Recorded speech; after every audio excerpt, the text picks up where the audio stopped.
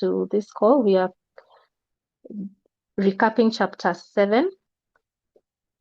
And in chapter 7, Michael E. Gerber talks about the Turnkey Revolution. But I was very excited going through this chapter. I even did 8 and 9 together because of the Turnkey Revolution. We use it a lot in the building sector. When someone just buys a ready house, you simply turn on the key and you start living. And this is the idea that he's introducing when it comes to business. And the chapter talks about the Ray Kroc, who, when he met the owners of McDonald's, Mark and Jim, in 1952, he was so stunned at how that machine was working. He used to sell milkshakes. McDonald's was selling hamburgers, and according to him, they work like a Swiss watch. He saw a machine, a money machine, convinced them to work together to franchise and bought them out, I think, 12 years later.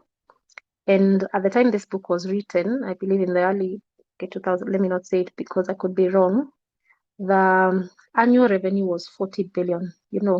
That's like a third of $40 billion, a third of our annual GDP as a country.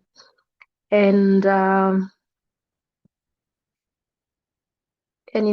okay, I have to keep asking if we are together, Jeremy. So I hope we are. You can hear me? Yes, Ashuka, we can hear you. Oh, thank you. Wonderful. And so what Ray Kroc saw was, that he saw the business as the McDonald's, not the hamburgers, and the ability, that system for high school kids to be able to produce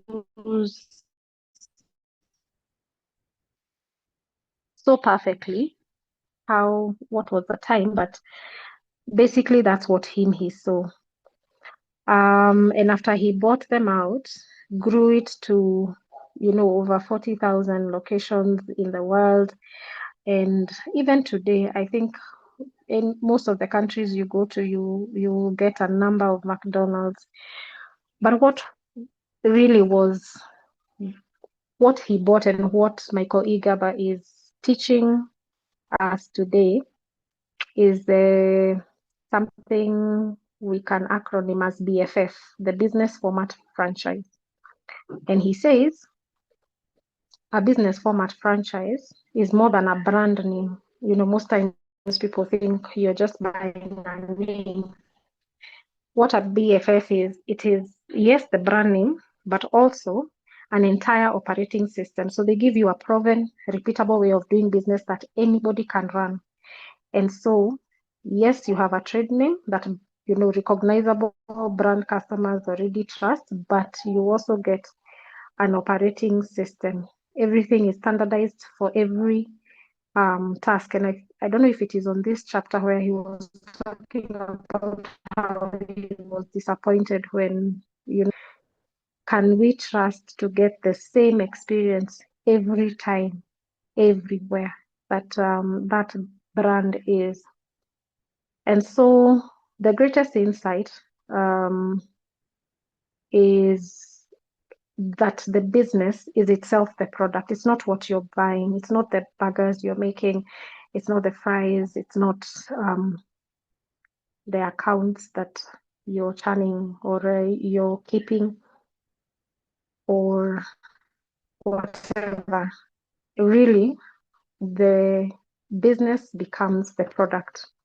And when you look at it like that, you understand that as opposed to working in the business where the person is the system, the people, such that if you leave or if someone else, growth is capped, or depending on your time, and we remember how Sarah's case went on.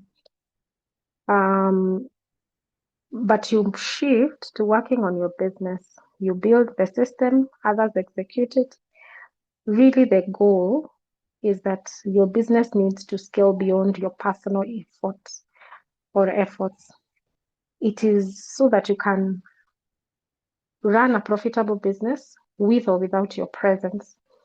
I think it is Vusi who says that, they are really literally self-employed in the sense that they have given, themselves a job, but they are really not running a business. Like that differentiation between who is running a business and who is the boss of themselves. And so he also introduces the franchise prototype, and I believe Natasha will be dealing in detail next week, which is designed to work as a franchise. You start with franchising in mind, whether or not you'll ever sell it. But when you think about the fact that you want to clone as McDonald did, where you define everything, you document, you have an predictable outcome, then you will have built a system that is able to work without you. You're able to really enjoy why you went in the business in the first place. It was not to be a slave to the business. It was also to give you time and resources other people. Oh, thank you, Jeremy. This is really thoughtful of you to do this for me, because I'm using my phone and I wasn't able to share. So yeah, this is the model that is suggested here, that you're systemizing everything. Okay, some of these things maybe we've added me and Gamma, but for you to build that franchise prototype, you have to have a system documenting everything. You train everybody, as we saw this high school kids were able to produce with such accuracy and speed because they must have been trained. And we see that in any McDonald's shop you enter, they tell you exactly how many seconds or minutes it's going to. I think they serve in seconds actually for most of their meals. Well, we remember Sarah's aunts, quote unquote, not liking the idea that it was fast food, but it's about the system where you're able to replicate such that everywhere, at every location, a customer can expect the same exact experience. And with that, you will definitely be able to scale profitably through the investment and the effort that you put in. And to our next slide, I wondered what are the franchising opportunities there could be in our country. Of course, he talks about, okay, I again, AI, and I thought whether it's in the food and beverage, I mean, it's usually people are looking for quick service restaurants, in education and training, whether retail services, laundry. Natasha, can I be your franchisee? Digital franchises. So, and I don't know, I will want to hear those ones in business. I had a question on the next slide. Which one we think we have found to be easier? So the Turnkey Revolution really is that you sell the business. You don't sell the franchise. Jeremy, okay, thank you. You're selling the business. It's really not the product. And remember, you want a systems-dependent business, not a people-dependent business. I found that really, really profound, and I will be implementing or thinking this in some of the ventures that I am a part of. To build a business that works without you, scales beyond you, and outlasts you. And I pray that for each business owner and entrepreneur, current and to be on the call, that your business will work without you, it will scale beyond you, it will outlast you. So as I open the floor, maybe we can give our thoughts of the chapter. You can tell us whether are you working on your business, and which one you think is easier, franchisee or running an independent enterprise. Jeremy is giving us the leakage, the last slide. You can go to the second last slide, but the floor is open. Kindly, let's hear your thoughts.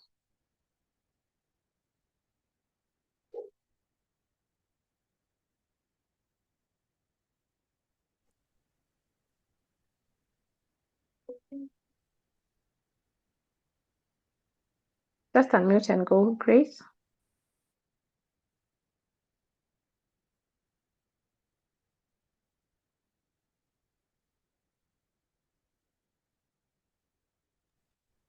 Not sure I can hear someone speaking. Maybe someone. Jeremy, why wouldn't you want to open the floor?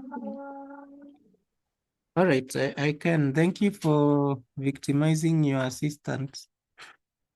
Now, well, first, thanks. That was a great presentation. Very, very, very good. And I think this chapter, I don't know whether that's why it is somewhere in the middle, is like the heart of the e-myth, because essentially what you're saying, and the interesting thing, fun fact is that I was invited into a breakfast meeting today. That is at Sinapis, those who know Sinapis. And then I started talking about the e-myth. I guess I can't help it. And well, of course, we ended up discussing the turnkey revolution and the fact that essentially, okay, well, Washuka said it's like a building that you turn the key. But also, if you think about it, it's just like a car where you turn on the ignition. And the person was my I don't know what that's called, them desk mates, fellow entrepreneur, person I was seated next to, was asking, so which franchise, like they were so fascinated by the idea of McDonald's, and and he's saying, I've never looked at it that way. And he's saying, now which franchise should I consider?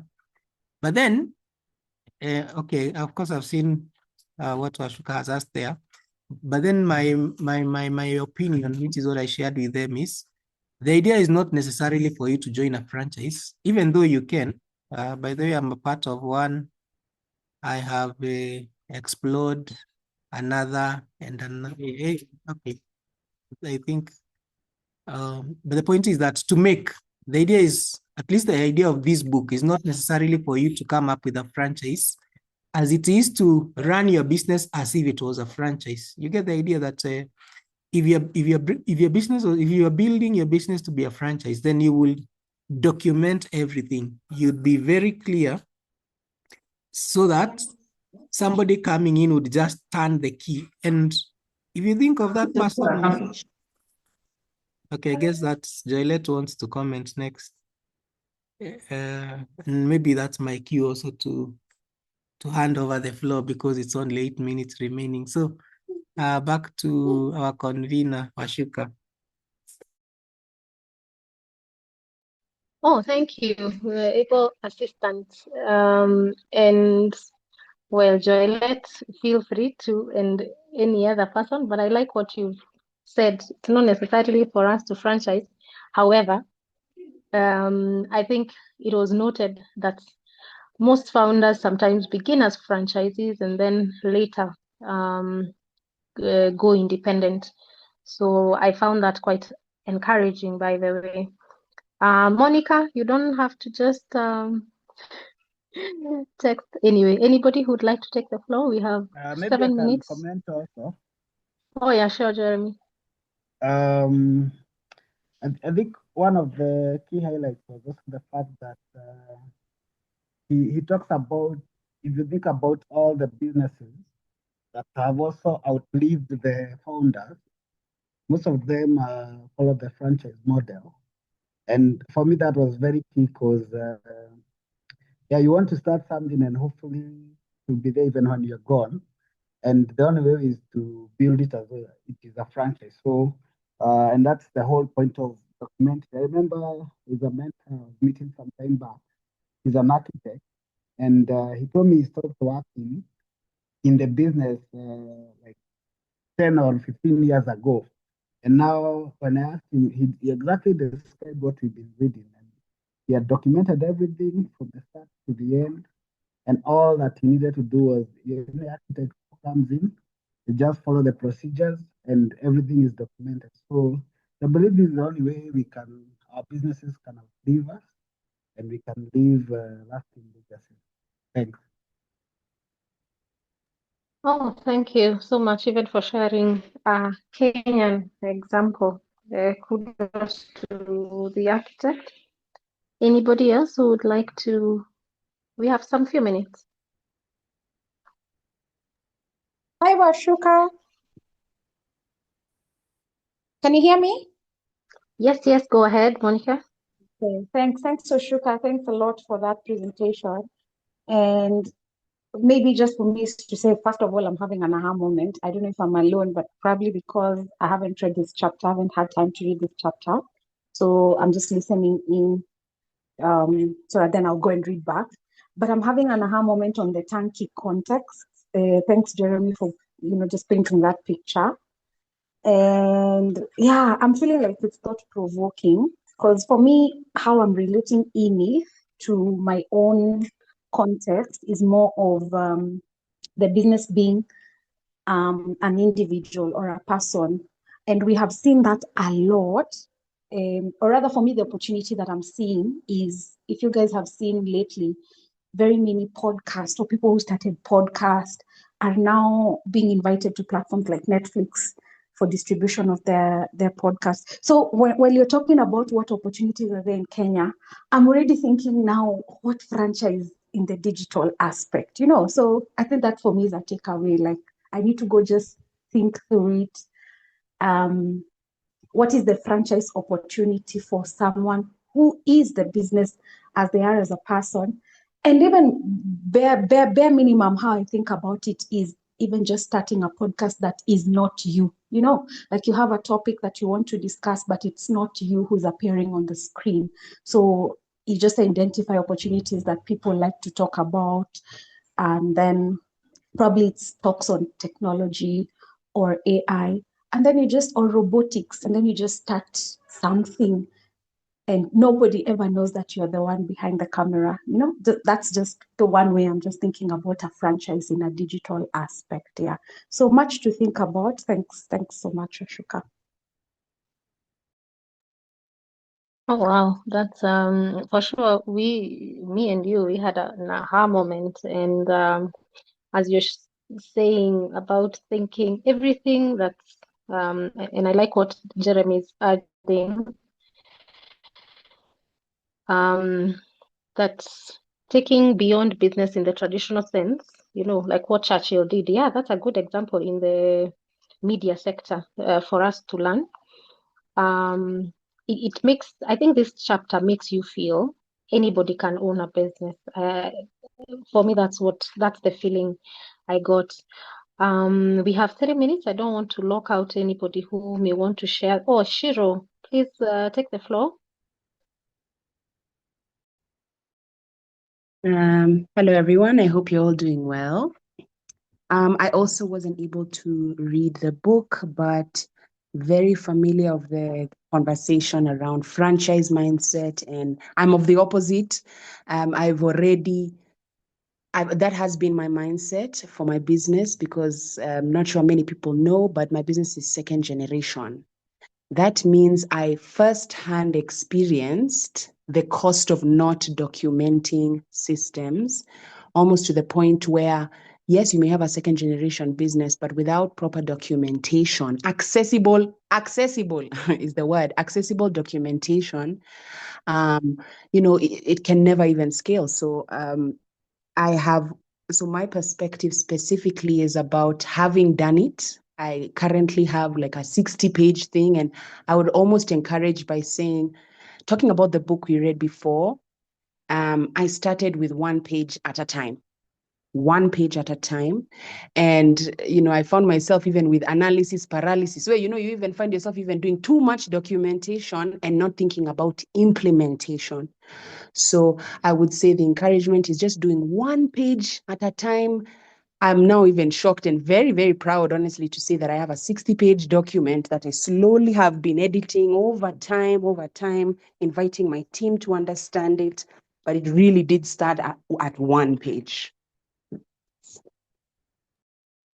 Wow, Shiro, that's so encouraging to hear. And of course, kudos on that one for the family keeping the business, and also the fact that this you have already done, and just tying those two thoughts from Atomic Habits with E-Myth.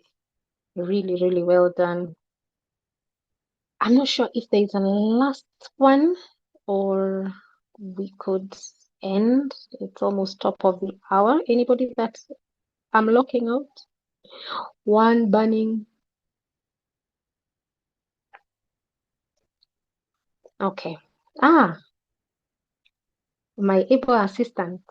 I wouldn't By call all it means. burning, but there's a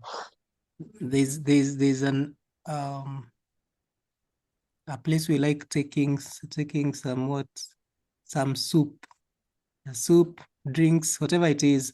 Anyway, the thing is that it's one of the restaurants here in Westlands, and over years, like over 10 years, you know that consistently, if you order chicken soup, it will be tasting the same, like you can be sure that. And one of the things I came to learn behind the scenes is that the level of documentation is crazy. Like Monica, I cannot confirm or deny. So just giving that as another example that of documentation is part of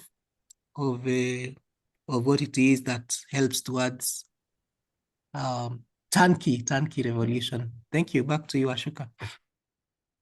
Oh, wow. We can confirm that Monica's suspicion could be very correct. So thank you everyone for joining the call and also for bearing with this delayed start.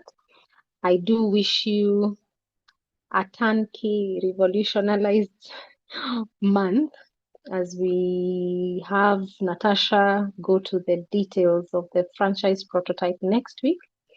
Have a blessed evening. Good night.